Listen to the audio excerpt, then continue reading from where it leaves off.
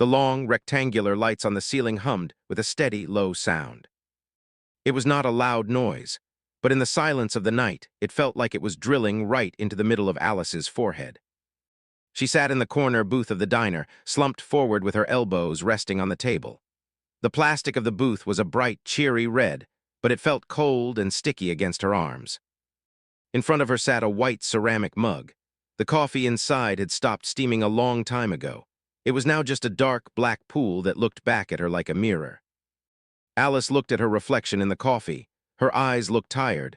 The skin underneath them was puffy and red. She rubbed her face with her hands, trying to wipe away the exhaustion, but it was stuck to her bones. It was past 2 in the morning. The city outside was mostly asleep, but inside this small, glass-walled box, time seemed to have stopped completely. The air smelled of burnt toast, old frying oil, and the sweet, sugary scent of cleaning solution that the waiter had wiped the tables with an hour ago. She let out a long breath that rattled slightly in her chest. Today had been one of the hardest days she had in a long time. It wasn't a dramatic day filled with shouting or accidents. It was just heavy. It was the kind of day that slowly crushes your spirit under the weight of ordinary problems. Alice was a painter, or at least she used to be one. Lately, it felt like she was just someone who owned expensive brushes and empty canvases that gathered dust in a small apartment she could no longer afford. She reached into her bag and pulled out a crumpled envelope. It was a bill from the electric company. The red past due stamp was stamped right in the center, bold and angry. She stared at the numbers. They didn't even look like numbers anymore. They looked like a code she couldn't break. She did the math in her head for the 100th time. If she sold the large canvas she finished last month, she might be able to cover half of it. But she hadn't sold anything in 3 months. Her bank account was so low that the ATM screen didn't even show the balance anymore. It just told her to see a teller. Alice put the envelope back into her bag and zipped it shut forcefully, as if locking the danger away. She looked around the diner. There was only one other person in the place, the cook, who was leaning against the back counter, scrolling through his phone with a bored expression. He didn't look up. He didn't know that Alice was silently panicking 2 feet away from him. To him, she was just another customer who had ordered the cheapest thing on the menu and was taking up space. That was the worst part of it all, Alice thought. The invisibility. She felt like she had become a ghost in her own life. She walked through the city and people bumped into her without saying sorry. She went to the grocery store and counted out pennies for instant noodles, while the line behind her sighed impatiently. She was 32 years old, and she had nothing to show for it but a folder full of rejection emails from art galleries, and a stomach that hurt because she hadn't eaten a real meal in 2 days. She picked up the spoon next to the mug and stirred the cold coffee. The clinking sound was the only noise in the room. Clink, clink, clink. It was a sad rhythm. She thought about the conversation she had with her mother earlier that evening on the phone. Her mother meant well, she knew that, but the questions hurt. Have you found a real job yet, Alice? When are you going to settle down? Art is a nice hobby, but you need security. Security. The word felt like a stone in her throat. Alice didn't want safety. She wanted to create. She wanted to paint things that made people feel something, anything. But the world didn't seem to care about what she wanted to create. The world only cared about rent and bills and productivity. She felt like she was failing at the most basic game of life, and there was no cheat code to skip to the next level. A fly buzzed near the sugar dispenser, landing on the chrome metal top. Alice watched it clean its wings. Even the fly had a purpose. It was just doing what flies did. She felt a sudden, sharp pang of jealousy toward a fly. She looked back at the large window next to her. The glass was perfectly clean. Through it, she could see the streetlights lining the road. They were orange and hazy in the distance. Occasionally, a car would drive by, its headlights cutting through the darkness, but it moved so fast it was gone in a second. She wondered where those people were going. Were they coming home from a late shift at a hospital, saving lives? Were they driving home to a warm house and a waiting family? Or were they just driving around because they couldn't sleep, running away from their own thoughts, just like she was? Alice wrapped her hands tighter around the mug, trying to steal the last bit of warmth from it. Her fingers were stiff from the cold air conditioning blowing from the vent above her head. She felt very small in this big city. It was a strange feeling to be surrounded by millions of people, living in towering buildings that scraped the sky, and yet feel completely alone. The silence in the diner wasn't peaceful, it was accusing. It shouted at her to do something, to be someone, to fix her life. But she didn't know how to start. She thought about going home. Her apartment was dark and quiet. The blank canvas sitting on her easel would be the first thing she saw when she walked in. It mocked her. It was white and empty, waiting for brilliance that she couldn't find. She was scared to go back there. She was scared to face that empty space again. So she sat in the booth, letting the minutes tick away on the round clock on the wall. The cook finally looked up from his phone and glanced at her. He didn't say anything, but he sighed loudly, the sound rushing through the empty space. He turned the page of the newspaper he had been reading earlier. Alice felt a spark of guilt. She should leave.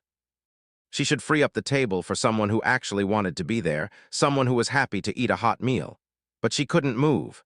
Her legs felt like they were made of lead. She was paralyzed by the hopelessness of it all. She closed her eyes for a moment and listened to the hum of the refrigerator behind the counter. It was a steady, droning sound. If she focused hard enough on the noise, she could pretend the rest of the world didn't exist. She could forget the bills. She could forget the rejection. She could just float in the noise. But when she opened her eyes, the mug was still there. The red past-due envelope was still in her bag. The reflection in the window was still hers, a tired woman in an oversized sweater, sitting alone in the middle of the night. Alice rested her forehead against the cool glass of the window. The cold surface shocked her skin, bringing a moment of clarity. She whispered to the empty air, asking for a sign, asking for something to change. She didn't need a miracle. She just needed to know that she wasn't invisible. She needed to know that her struggle wasn't for nothing. But the glass didn't answer. The street didn't answer. Only the hum of the lights answered, indifferent and constant. She sat there, waiting for the night to end, or maybe just waiting for the courage to stand up and face the morning.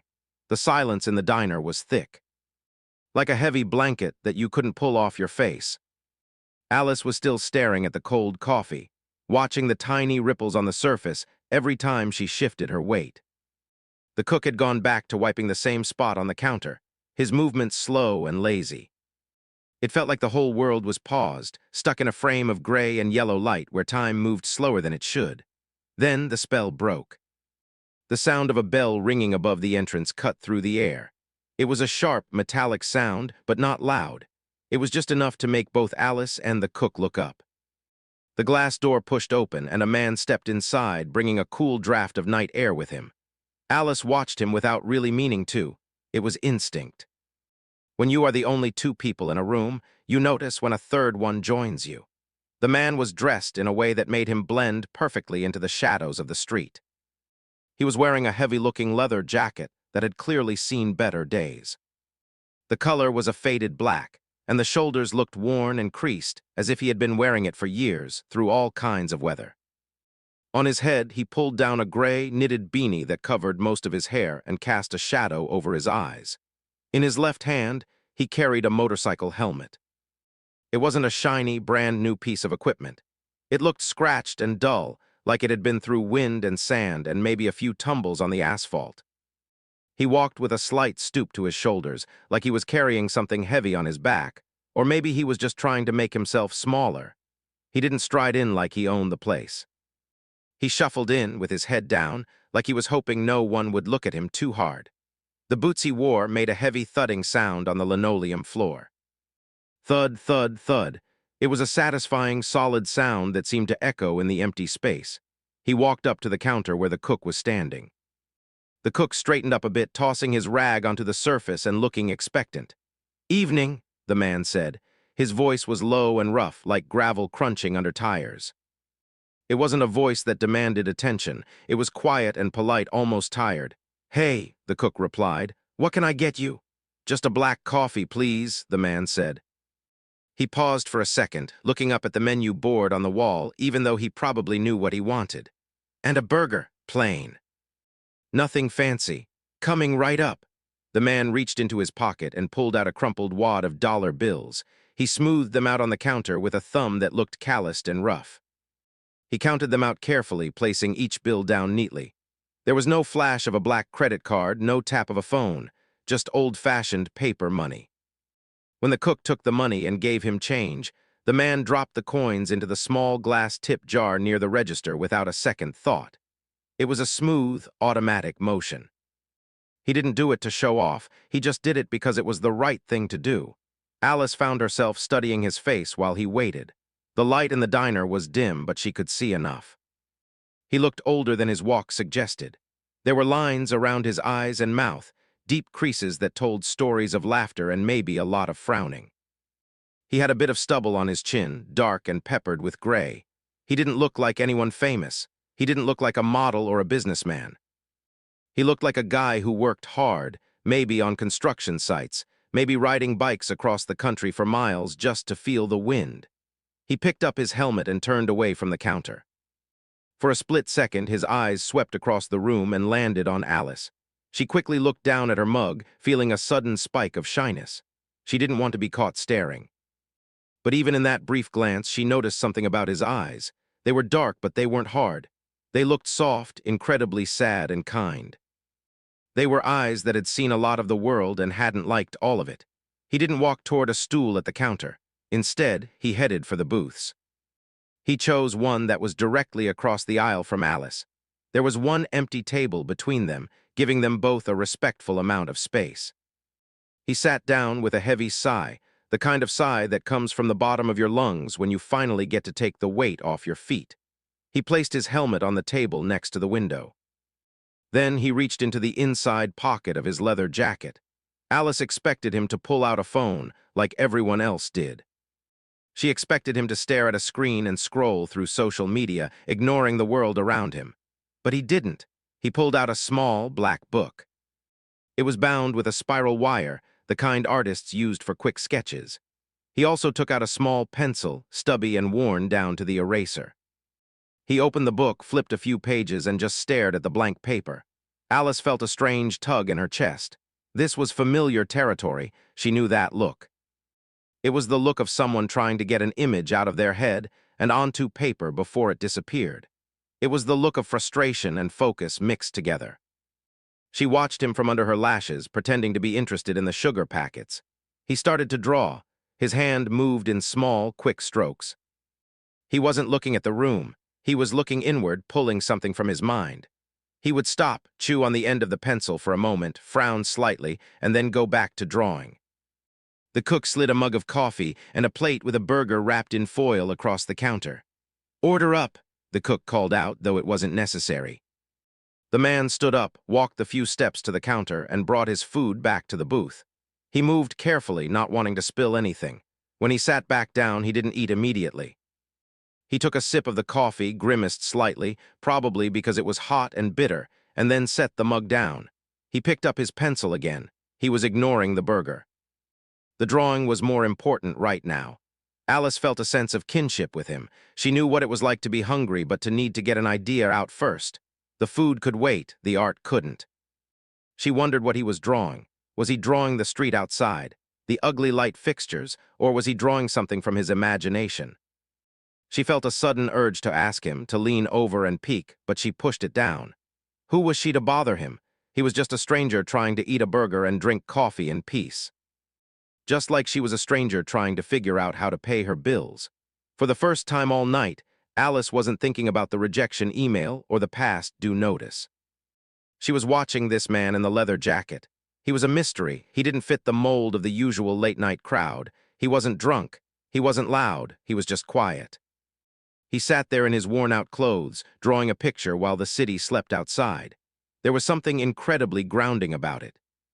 It reminded her that she wasn't the only person awake in the city. She wasn't the only one carrying a heavy load.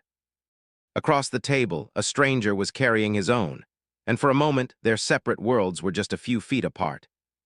Connected by the hum of the lights and the smell of old coffee, the minutes ticked by slowly, marked only by the soft scratching of the man's pencil against the paper. Alice watched him from the corner of her eye, fascinated by the calm way he worked. He didn't seem to be in a hurry. He took a sip of his coffee now and then, grimaced slightly as if it had gone cold or was just too bitter, and then went back to his drawing. It was a peaceful rhythm, and for a little while, Alice allowed herself to get lost in it. It made her own hands itch to pick up a brush. But the feeling was quickly replaced by a heavy wave of sadness when she remembered she didn't have a studio to go to anymore. She looked away from him and down at her own hands. They were trembling slightly, just a small shake that she couldn't control. She clenched them together to make them stop. The quiet in the diner was starting to feel heavy again. It was pressing down on her ears, reminding her of the empty apartment and the stack of bills. She wished she could just disappear into the vinyl seat, become part of the booth, and never have to make another decision again. Suddenly, the table buzzed. Alice jumped, her heart hammering against her ribs. The sound was loud and aggressive in the silence. It was her phone, face down on the table, lighting up with a harsh white glow that cut through the dim atmosphere. She stared at it, terrified. She knew what it was before she even touched it. She had been waiting for an email from a small gallery downtown. It was her last hope. They had her portfolio for 2 weeks, and she had checked her inbox every 10 minutes since.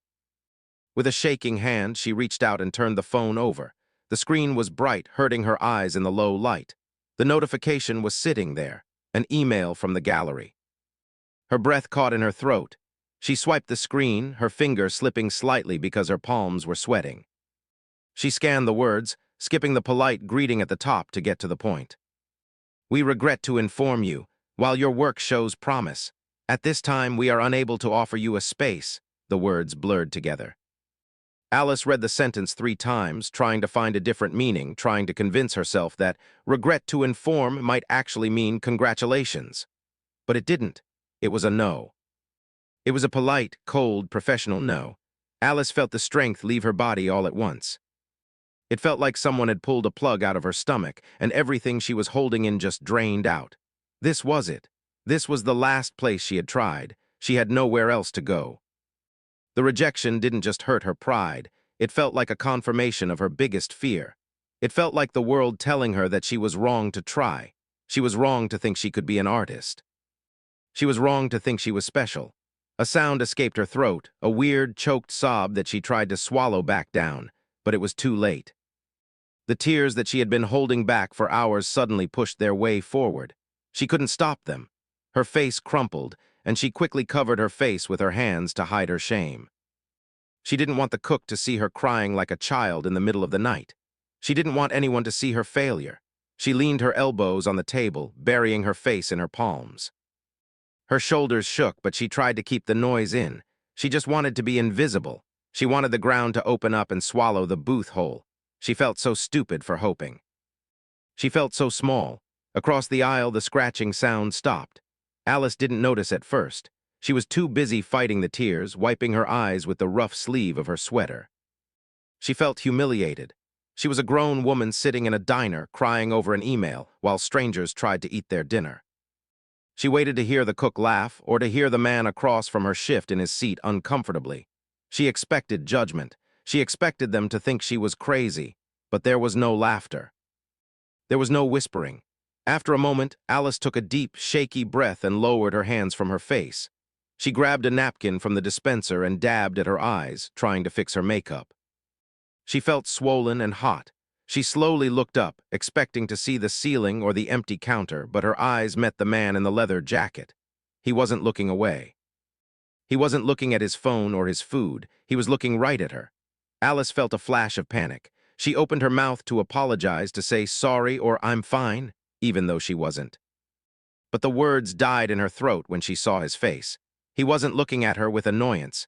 He wasn't looking at her with pity, which would have been even worse. He wasn't uncomfortable. He was just watching her with a look of incredible gentleness. He had put his pencil down. His hands were resting on the table near his sketchbook. His head was tilted slightly to the side. The shadows under the rim of his beanie made his eyes look dark and deep, but they were soft. They were focused entirely on her. He didn't smile a big, fake smile to cheer her up. He didn't look away to give her privacy, which sometimes just feels like being ignored. Instead, he held her gaze. It was a look that said, "I see you." And then very slowly the corners of his mouth turned up just a fraction. It was a small, sad smile. It wasn't happy. It was the smile you give someone when you know exactly how much they are hurting, and you want them to know they aren't the only one. It was a smile that shared the weight. Alice froze. She had seen that look before, but usually people tried to hide their sadness. This man wore his right there on his face, in the lines around his mouth and in the stoop of his shoulders. He didn't try to fix her. He didn't say, "Cheer up, it's not so bad." He didn't offer empty words. He just acknowledged her pain with a nod of his head. It was the strangest thing. In that second, the crushing pressure in Alice's chest loosened, just a little bit. The shame of crying in public evaporated, replaced by a sudden, warm sense of connection. She didn't know this man. She didn't know his name or his story, but he saw her. He wasn't looking through her. He wasn't treating her like a nuisance. He was treating her like a human being who was having a hard time. The man held the eye contact for a moment longer, making sure she had received the message, and then he gave a tiny, respectful nod. It was a bow of respect for her struggle. After that, he slowly picked up his pencil again. He didn't go back to his drawing immediately. He tapped the eraser end against the paper once, twice, as if giving her a moment to breathe, and then he looked down at his sketchbook. Alice sat there, clutching the damp napkin. She let out a breath that she felt like she had been holding for years. The silence in the diner wasn't scary anymore. It felt protective. She looked at the man's hands again, working on the paper. He hadn't judged her. He had just let her be. She wiped her face one last time and sat up straighter. Her eyes were still puffy, and the rejection email was still glowing on her phone's screen, but the panic was gone. The heavy, gray loneliness had lifted, replaced by a quiet curiosity about this stranger who had just changed the temperature of the room with a single look. She took a sip of her cold coffee and didn't even mind the taste. She wasn't alone anymore. The silence that settled over the booth was different now. It wasn't the heavy, suffocating blanket that had pressed down on Alice earlier.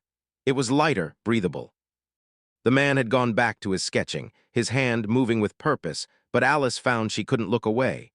She felt a strange pull, a curiosity that was stronger than her embarrassment. The way he had looked at her, with that sad, understanding smile, had cracked open the hard shell she had built around herself. She took a deep breath, inhaling the smell of old coffee and fried food, and decided to take a chance. She was tired of being alone with her thoughts.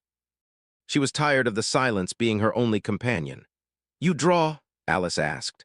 Her voice came out raspy and quieter than she intended, barely rising above the hum of the refrigerator. The man's hand stopped moving. He didn't flinch or jump. He just paused, lifting his head slowly. He looked at her, his eyes calm and waiting. He looked down at the book, then back at her, and gave a short, slow nod. "Yeah," he said. His voice was still that low, gravelly rumble like distant thunder. "A little bit." He didn't offer to show her, and he didn't hide the book either. He just sat there, his fingers resting on the edge of the paper. Alice felt a spark of nervousness in her stomach, like she was stepping off a curb into the street without looking, but she pushed through it. "Can I?" she started, gesturing vaguely toward the table with her chin. For a second, she thought he might say no. He seemed like a very private person. But then he slid the book across the table toward her. He didn't just push it. He used two hands, sliding it carefully until it sat right in front of her coffee mug. "Sure," he said simply. Alice looked down at the open page. She expected to see doodles, mindless shapes, or cartoons to pass the time. But what she saw made her breath catch in her throat. The drawing was done in charcoal, dark and smudgy, but the lines were incredibly confident. It was a sketch of the street outside, but not how a camera would see it. He had captured the feeling of the night. The streetlights looked like glowing orbs in the darkness, and the shadows of the buildings were long and stretching, like fingers reaching out. It looked lonely, but it also looked beautiful. It looked exactly like she felt. She turned the page. The next one was a drawing of a face. It was an old man with deep wrinkles, laughing so hard his eyes were closed. You could almost hear the laughter coming off the paper. It was raw. It was real. Alice ran her finger gently along the edge of the paper, careful not to smudge the charcoal.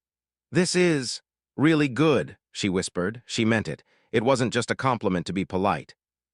"You have a lot of talent. The way you capture the emotion, it's rare."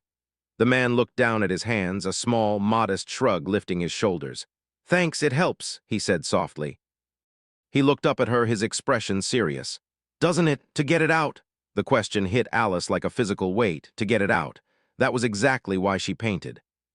She painted to let the sadness out, to let the anger out, to make sense of the chaos in her head. She looked at him, really seeing him for the first time. He wasn't just a guy in a diner. He was an artist, he understood the struggle. Yeah, Alice said, her voice stronger now. It does. It's the only thing that keeps me sane most of the time.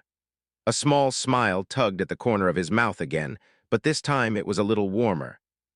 He picked up his coffee mug and took a sip, his eyes never leaving hers. It's a hard road, he said, putting pieces of yourself on paper. Hoping people understand what you're trying to say. The truth of his words hung in the air between them. It was the hardest thing Alice knew. Rejection wasn't just about people saying no to your work. It was about them saying no to a piece of your soul. She felt the urge to share, to connect with someone who actually got it. She reached for her phone, which was still sitting face down on the table. Her hand hesitated for a moment. Was she really going to show a stranger her rejected portfolio? But looking at his kind eyes, she felt safe. She turned the phone over and woke up the screen. She scrolled through the gallery until she found the images of her latest paintings. I paint, she said, sounding a little defensive, like she was apologizing for it. Or I try to, I just got turned down by a gallery tonight. They said my work. They said it didn't fit their vision. She slid the phone across the table toward him. She watched his face, terrified he would nod politely and give it back without looking. But he didn't. He took the phone in his large, rough hands. He held it carefully, like it was something fragile. He stared at the screen, his eyes narrowing slightly as he studied the colors and the brushstrokes. The seconds ticked by. The cook dropped a metal spoon in the sink behind the counter, making a loud clang, but the man didn't blink. He was focused entirely on the small screen. You see this shadow here? He asked suddenly, pointing a calloused finger at the corner of one of her paintings. It was a dark blue shadow under a bridge in her landscape painting. Alice nodded, confused. Yeah, I wasn't sure if it was too dark. I thought about painting it out. Don't, he said firmly. He looked up at her, his gaze intense. That's the best part. That's where the tension is. Without that shadow, the bridge is just floating in nothing. That shadow anchors it. It makes you feel the weight of it. Alice stared at him. No one had ever looked at her work that closely. Not the gallery owners, not her friends. They just said nice colors or that's pretty. He was talking about tension and weight. He was talking about the language of art. You really think so? She asked, hearing the hope in her own voice. I know so, he said. He scrolled to the next one. A portrait of a woman looking out a window. And this, the way you left the edge of the curtain blurred, it feels like a memory, like she's trying to remember something that's gone. It's honest, honest. The word wrapped around Alice's heart. For months she had been told her work wasn't commercial enough, wasn't bright enough. Here was a stranger, sitting in a cheap diner at 2 in the morning, telling her that her work was honest. It felt better than any acceptance letter she could have received. He handed the phone back to her gently. You have a voice, he said. Don't let anyone tell you that you don't. The technical stuff you can learn, but the voice, that's yours. It's real. Alice felt a sting of tears in her eyes again, but this time they weren't tears of sadness. They were tears of relief. She clutched the phone to her chest. Thank you, she whispered. I needed to hear that. I was ready to give up tonight. I was ready to throw it all away. The man shook his head slowly. He picked up his burger, finally taking a bite. He chewed slowly, thinking before he spoke. We all feel like that, he said, swallowing. Every day, you just have to keep going. You pick up the brush and you do it again. That's the only way through. For the next 20 minutes, they sat there and talked. They didn't talk about the weather or sports. They talked about the fear of the blank page. They talked about the frustration of having a vision in your mind that your hands can't quite match. He told her a story about a time he spent hours trying to write a scene for a movie and how he erased it 10 times. He treated her like a peer, like a fellow soldier in the army of creativity. By the time he finished his burger, the crushing weight of the rejection email had faded into the background. Alice still had bills to pay. She still didn't have a job. But for the first time in a long time, she felt like she was part of something. She felt like her work mattered. She felt seen. The man in the leather jacket slowly crumpled up the foil wrapper that had held his burger. He smoothed it out with his palm, a small, unconscious habit of tidiness, and placed it neatly on his plate. He took one last sip of his coffee, draining the cup until it was completely empty. The low hum of the diner seemed to get a little louder as the silence between them shifted. It was time for him to go. Alice felt a sudden pang of loss. She didn't want him to leave. She wanted to stay in this bubble where she wasn't a failure, where she was just an artist talking to another artist who understood the struggle. She watched as he slid out of the booth. He stood up and stretched his back slightly, his joints making a quiet pop. He looked tall in the low light, his silhouette broad and solid under the worn leather. He reached for the helmet on the table and tucked it under his arm. Then he picked up his sketchbook and tucked it safely back into the inside pocket of his jacket, zipping it up with a slow, deliberate motion. He looked down at Alice, and for a moment he didn't move. He looked like he wanted to say something more, something important, but he was searching for the right words. "Thank you," Alice said quickly, breaking the quiet. She didn't know what else to say. "For talking to me, it meant a lot." The man shook his head slightly, stopping her. He didn't want her gratitude. He leaned down slightly, resting his hands on the edge of her table, bringing his face closer to her level. His expression was deadly serious. The sadness was still there in his eyes, but it was mixed with a fierce kind of intensity. "Don't stop," he said. His voice was low, almost a whisper, but it hit Alice with the force of a shout. "Don't let them quiet you. The world needs what you see. Keep going." He held her gaze for a long second, making sure she understood. It wasn't just advice, it was an order. It was a command coming from someone who had been through the fire and came out the other side. He didn't smile this time. He just nodded once, a firm, solid nod. Then he stood up straight, turned around, and walked toward the exit. Alice watched his back as he moved across the linoleum floor. He didn't look back. He pushed through the glass door, and the little bell above it jingled softly, marking his departure. The cool night air rushed into the diner for a brief moment before the door swung shut, cutting off the outside world again. Alice turned in her booth to look through the large window. She saw him walk over to a motorcycle parked at the curb. It was a dark, sleek machine that looked like it was built for speed. He put his helmet on, covering his face, and swung his leg over the seat. With a single fluid motion, he kicked the engine to life. The roar of the bike echoed against the buildings for a moment, a throaty, powerful sound. Then he twisted the throttle and was gone. The red taillight faded into the distance, blending in with the other city lights until it disappeared completely. Alice sat there for a long time, staring at the empty spot on the street where he had been. Her heart was beating a little faster than normal. His words were ringing in her ears. "The world needs what you see." She felt a strange warmth spreading through her chest, pushing away the cold numbness that had been there all night. Suddenly, the cook rushed out from behind the counter. He was wiping his hands on his apron, his eyes wide as he looked out the window, then back at Alice. He hurried over to her booth, looking excited and breathless. "Do you know who that was?" the cook asked, his voice hushed like he was sharing a state secret. Alice looked up at him, confused. She shook her head slowly. "Just a guy who likes to draw," she said. "He was really nice." The cook let out a loud laugh of disbelief. He slapped his hand on the table. "Nice." "Lady, that was Keanu Reeves." Alice blinked. She sat frozen, her brain trying to process the words. Keanu Reeves, the movie star, the guy from the action movies. The face that was on posters in millions of rooms. She looked back out the window, but the street was empty. "Are you serious?" she asked, her voice barely a whisper. "Dead serious," the cook said, leaning in closer. "I've seen his movies 100 times. I'd know that face anywhere. I can't believe he just walked in here." He didn't even ask for a table or anything. He just sat down. Alice sat back in the booth, stunned. The pieces of the puzzle clicked into place. The leather jacket, the motorcycle. The quiet, respectful way he carried himself. The deep sadness in his eyes that everyone talked about in interviews, but that she had seen up close. She had been pouring her heart out to a man that millions of people adored, yet he had taken the time to pour his heart back out to her. But as the shock faded, Alice realized something important. It didn't matter that he was famous. Not really. That wasn't why the interaction had changed her. If he had been a regular guy off the street, his advice would have been just as good. His kindness would have been just as real. In fact, the fact that he was such a huge star and still treated her with so much respect, like her art mattered just as much as his movies, made it even more powerful. He didn't have to stop.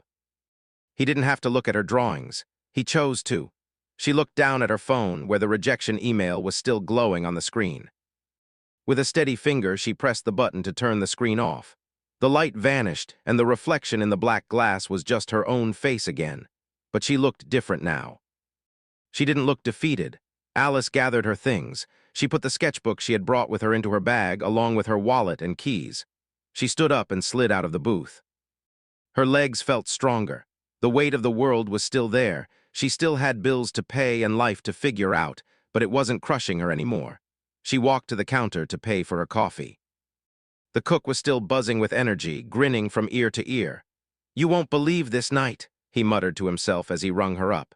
"No," Alice said softly, smiling back at him. "I don't think I will." She pushed through the glass door and stepped out into the cool night air. The city smelled like pavement and exhaust, but it also smelled like possibility. The streetlights were still humming overhead. Alice took a deep breath, filling her lungs with the cold air. She didn't feel invisible anymore. Someone had seen her. Someone had told her to keep going. She began the walk back to her apartment. It was a long walk, but she didn't mind. Her mind was racing with ideas. She thought about the shadows he had pointed out in her painting. She thought about the honesty in her brushstrokes. She wanted to get home. She wanted to pick up a brush right now. When she unlocked the door to her small apartment, it was dark and quiet. The stack of bills was still on the counter. The past due notice was still there, but Alice walked right past them. She didn't even look at the bills. She walked straight to her easel. The large, blank canvas was waiting for her. For weeks it had scared her. It had reminded her of her failure. But tonight it didn't look scary. It looked like an opportunity. It was a space where she could put everything she was feeling. Alice flipped on the light switch. The harsh bulb illuminated the room. She squeezed some paint onto her palette, deep blues, angry reds, and soft, hopeful yellows. She didn't have a plan. She didn't have a commission. She just had the urge to create. She dipped her brush into the paint and touched it to the canvas. She didn't paint a pretty picture. She painted the way the streetlights looked through the diner window. She painted the feeling of the man's sad, kind smile. She painted the noise of the motorcycle engine fading into the night. She painted the relief of being understood. Hours passed. The sun started to come up, casting a pale gray light through the blinds. Alice's arm was tired, and there was a smudge of blue paint on her cheek, but she didn't stop. She was painting for herself again. She was painting because she had to. The encounter in the diner hadn't solved her problems. The money wasn't suddenly going to appear. But the fire inside her, the one that had almost gone out, was burning bright again. She was an artist, and she was going to keep going.